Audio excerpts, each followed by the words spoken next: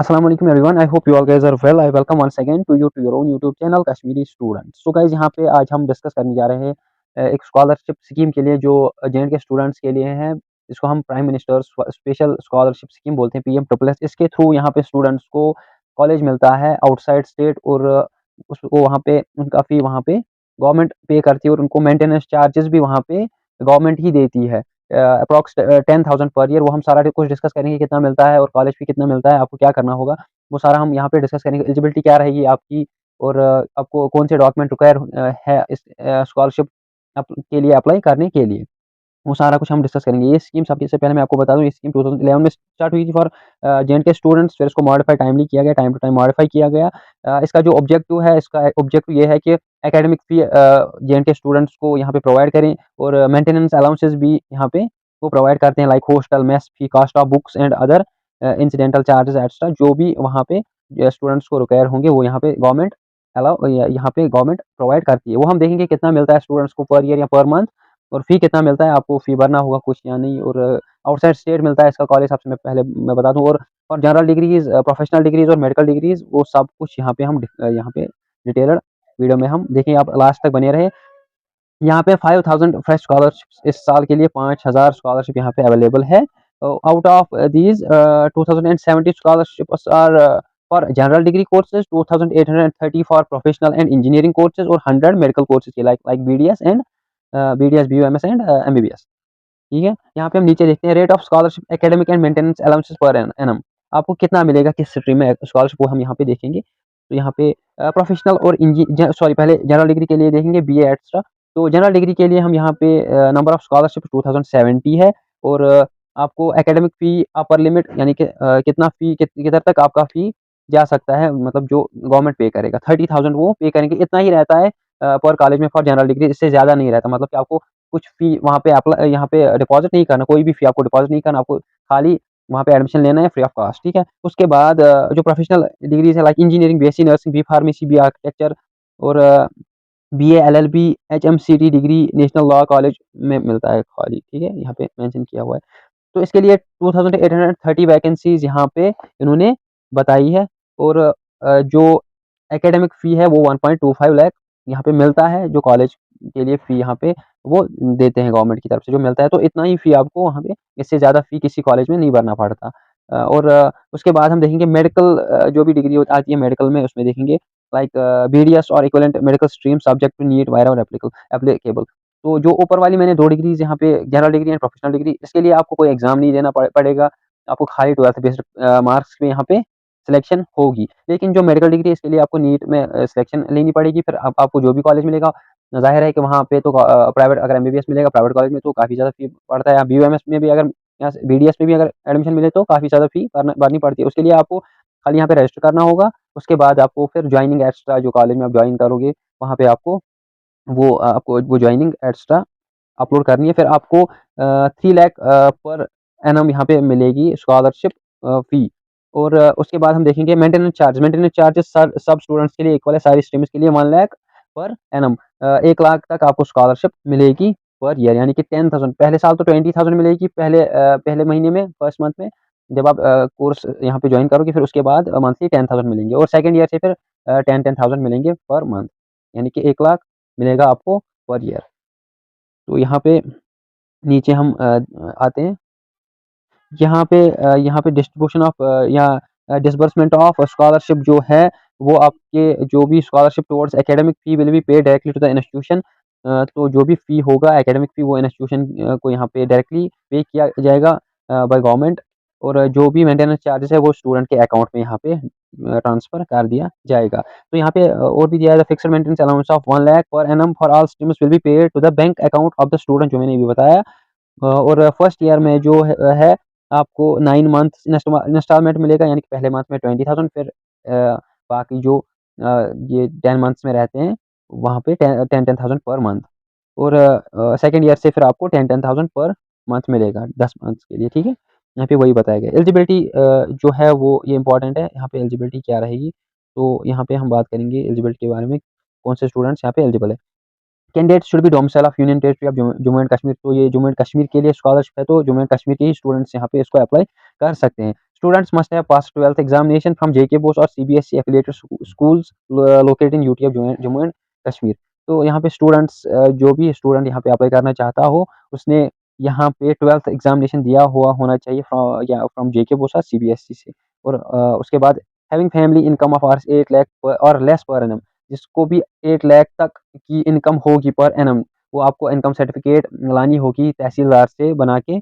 जो भी आपके नज़दीक का तहसील पड़ता है वहाँ से आपको लानी पड़ेगी इनकम सर्टिफिकेट बना बना के, क्योंकि उसकी वेरिफिकेशन होती है ऑफलाइन, तो आप उसके बगैर यहाँ पे अप्लाई नहीं कर सकते। तो 8 लाख से ज़्यादा जिनकी इनकम है वो यहाँ पे अप्लाई नहीं कर सकते।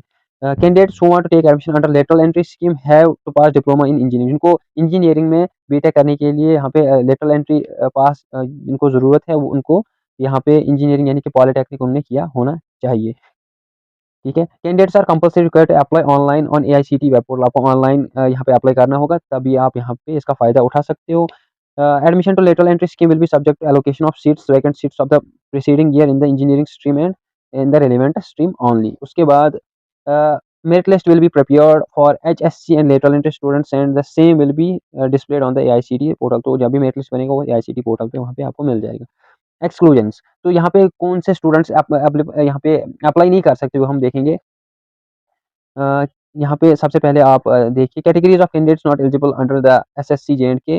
सो J&K candidates pursuing courses through open universities, अगर आपको कहीं पे एडमिशन ऑलरेडी है, तो आप यहाँ पे एलिजिबल नहीं हो। Students availing benefits of any other scholarship scheme from any central state government, अगर आपको और कोई स्कॉलरशिप मिल रही है फ्रॉम सेंट्रल स्टेट या यूटी गवर्नमेंट, तो आप यहाँ पे एलिजिबल नहीं हो इस स्कॉलरशिप के लिए, क्योंकि इसका जो होता है इसका क्रॉस चेक होता है, इसकी जो वेरिफिकेशन होती है। अगर आपने भी इग्नू थ्रू या एक्स्ट्रा और कोई यूनिवर्सिटी के थ्रू यहाँ पे डिस्टेंस मोड में किसी में एडमिशन लिया है, तो आप अप्लाई नहीं कर सकते हो। Candidates gaining admission through management quota, वो भी यहाँ पे एप्लीकेबल नहीं है। कैंडिडेट्स परसुइंग डिप्लोमा कोर्स, जो भी डिप्लोमा कर रहे हैं वो यहाँ पे एप्लीकेबल नहीं है, वो यहाँ पे अप्लाई नहीं कर सकते हैं। Candidates pursuing post graduation level studies in any discipline, अगर आपने ग्रेजुएशन कर रखी है और पोस्ट ग्रेजुएट हो, तो आप यहाँ पे एलिजिबल नहीं हो। Candidates having family income over 8 lakh per annum, तो ये मैंने पहले ही बताया 8 लाख से ज़्यादा इनकम फैमिली इनकम आपकी नहीं होनी चाहिए। And not applied through online registration, सबसे पहले आपको ऑनलाइन अप्लाई करना होगा, तभी आप यहाँ पे फ़ायदा उठा सकते हो। Taking admission in the college other than prescribed college given, अगर जो भी एआईसीटी के पोर्टल पे यहाँ पे कॉलेज यहाँ पे उन्होंने दिए हैं जिसमें आपको एडमिशन मिलेगा, उसके बगैर किसी भी कॉलेज में अगर आप एडमिशन लोगे, तो आप ये स्कॉलरशिप नहीं ले पाओगे। ठीक है, एडमिशन थ्रू एजेंट्स हैं, एनजीओज़, जो भी एनजीओज़ एक्स्ट्रा के थ्रू एडमिशन लिए हैं वो भी यहाँ पे एलिजिबल नहीं है। उसके बाद देखेंगे हम ये इंस्टीट्यूट्स के लिए है, इस पे आप ध्यान मत दीजिए। उसके बाद जो आपके लिए इम्पोर्टेंट बनता है उस पे हम देखेंगे। ड्यूरेशन ऑफ स्कॉलरशिप, स्कॉलरशिप की ड्यूरेशन तभी तक रहेगी जब तक आप वहाँ पे कंटिन्यू आपकी अटेंडेंस होगी, तभी तक। अगर आप वहाँ पे शॉर्टेज आपकी यहाँ पे शॉर्टेज में फ़ॉल करोगे या आप नहीं जाओगे कॉलेज, तो आपको आपकी स्कॉलरशिप रोक दी जाएगी। और जब तक आपकी डिग्री डिग्री खत्म होगी तभी तक आपको स्कॉलरशिप मिलेगी, यानी 4 ईयर, 3 ईयर, 5 ईयर जितनी भी साल की यहाँ पे आपकी डिग्री होगी तब तक आपको स्कॉलरशिप मिलती रहेगी। ठीक है? उसके बाद admission under 10+2 scheme and through lateral entry, वो मैंने बता ही दिया पहले से ही। जिनने 21, 22 और 23 में यहाँ पे 12th किया है वो यहाँ पे अप्लाई कर सकते हो। 21 से पहले 2021 से पहले जिन्होंने ख़त्म किया वो यहाँ पे अप्लाई नहीं कर सकते। ठीक है? तो आपको कौन से डॉक्यूमेंट्स यहाँ पे चाहिए होंगे अप्लाई करने के लिए, वो हम देखेंगे। सबसे पहले आपको certificate of domicile of the state of Jammu and Kashmir, domicile certificate आपके पास होनी चाहिए। Certificate of class 12th and 10th examination, आपको 10th और 12th का जो मार्कशीट है वो आपके पास होना चाहिए। जो लेटरल एंट्री के थ्रू अप्लाई करना चाहते हो उनको पॉलिटेक्निक का की जो सर्टिफिकेट है वो पास होनी चाहिए, वो अपने साथ होनी चाहिए। Income certificate issued by the competent authority of UT of Jammu and Kashmir, आपके पास इनकम सर्टिफिकेट होनी चाहिए, वो भी ज़रूरी है। Student applying under reserved quota must produce caste certificate, अगर आप किसी रिजर्व कैटेगरी से बिलॉन्ग करते होंगे तो आपको वहाँ पे सर्टिफिकेट यहाँ पे अपलोड करनी होगी online. Persons with disabilities must submit disability certificate, वो आपको डिसेबिलिटी सर्टिफिकेट भी, अगर आप डिसेबिलिटी यहाँ से अप्लाई करते हो कोटा से, तो आपको वो सर्टिफिकेट यहाँ पे अपलोड करनी होगी। उसके बाद जब जब भी आप ऑनलाइन अप्लाई करोगे, तो उसका एक वीडियो मैं आपको बता देता हूँ, बना आपके लिए लाता हूँ। उसपे हम बताएँगे कैसे आप मोबाइल से अपने मोबाइल से ऑनलाइन अप्लाई कर सकते हैं। अगर आप नहीं कर सकते, आप फिर टेलीग्राम और व्हाट्सएप पे हमें टेक्स्ट करके हम आपके लिए वो रजिस्टर कर देंगे। ठीक है? आप अपनी डॉक्यूमेंट सेंड कीजिएगा, वो हम बताएँगे, हम ऑलरेडी बताया भी है इसमें। तो फिर हम आपका जो फॉर्म है वो सबमिट कर देंगे ऑनलाइन। फिर उसके बाद डॉक्यूमेंट वेरिफिकेशन होगी, आपको अपने नज़दीकी जो भी डॉक्यूमेंट वेरिफिकेशन सेंटर होगा वो मैं बता देता हूँ आपको कौन-कौन से डिस्ट्रिक्ट का कहाँ-कहाँ पे पड़ेगा। तो लाइक नज़दीक ही पड़ता है, आपके नज़दीक जो कॉलेज एक्स्ट्रा होगा, स्कूल होगा, गवर्नमेंट स्कूल, वहाँ पे होता है ये वेरिफ़िकेशन सेंटर, जो डॉक्यूमेंट वेरिफ़िकेशन सेंटर। तो वहाँ पे आपको वेरीफ़ाई कराना होगा ऑनलाइन आपका अपना फ़ॉर्म, और ऑफ़लाइन भी ये डॉक्यूमेंट जो भी आपने ऑनलाइन सबमिट किए होंगे, वो ऑफ़लाइन भी आपको लेने होंगे ओरिजिनल। तो वहाँ पे वो आपको वेरीफ़ाई करके वहाँ फिर उसके बाद चॉइस फिलिंग होगी। चॉइस फिलिंग में आपको कॉलेज ऑनलाइन करने होंगे, जो चूज़ करने होंगे चॉइस फिलिंग में कौन-कौन से कॉलेज में आप जाना चाहते हो। उस कॉलेज में आपको एक कॉलेज मिलेगा अकॉर्डिंग टू योर मार्क्स जो आपने 12th में लाए हैं, ठीक है? उसके बाद रिज़र्वेशन एससी के लिए 8% और एसटी के लिए 10% और socially and economically backward classes के लिए 22%।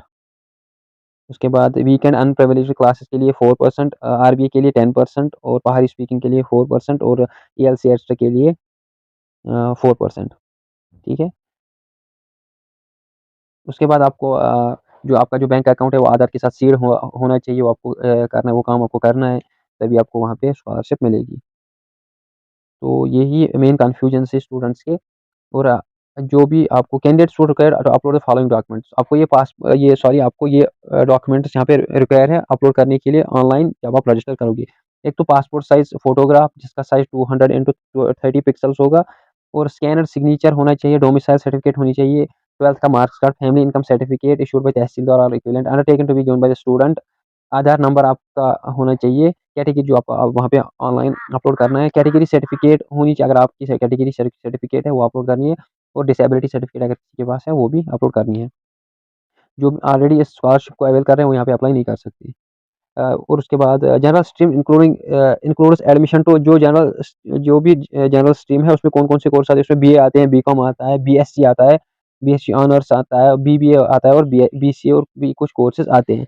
ये मेन कोर्स है। प्रोफेशनल में बीईओ आता है, बीटेक आता है, बी फार्मेसी आता है, बी आर्किटेक्चर आता है, होटल मैनेजमेंट एंड कैटरिंग आता है, कैटरिंग टेक्नोलॉजी आती है, बीएससी नर्सिंग आता है, बीएलएलबी आता है in national law universities only after clearing CLAT only, जो भी क्लैट एग्ज़ाम पास करे वही एलिजिबल है बीए एलएलबी के लिए यहाँ इस स्कॉलरशिप में।